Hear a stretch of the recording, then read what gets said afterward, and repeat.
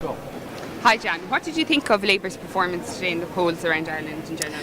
I'm very pleased with the performance overall. We've got a lot of new Labour TDs who were never elected before. We'll have I don't know what the final tally will be, but I think it'll certainly be in the mid-30s at least.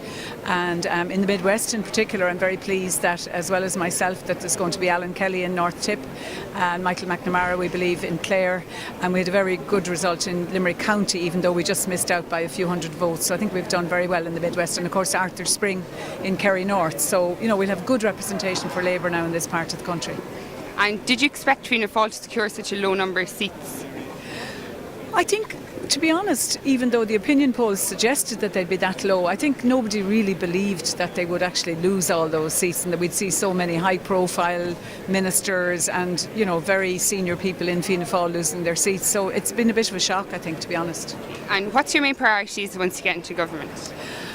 The first priority, I think, has to be that we renegotiate the EU-IMF deal because the country can't afford to pay the interest rate and we can't afford to take all the debts of the banks. So I believe the bondholders should have to share in some of that. So I think that we'll literally have to hit the ground running because that will have to start next week when we will have to go and meet with the EU leaders. So that's the first thing.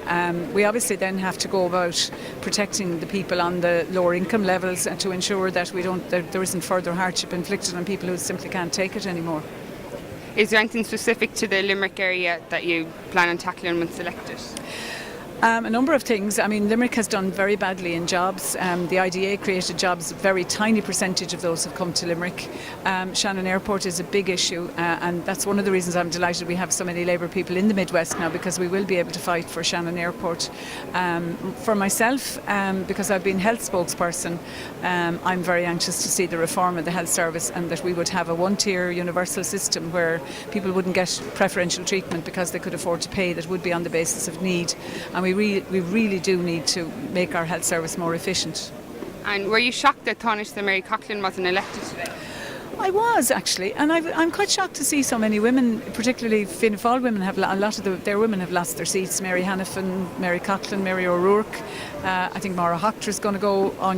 Anya Kitt. Sorry, that's her maiden name. Oh, yeah, Anya Kitt, yeah.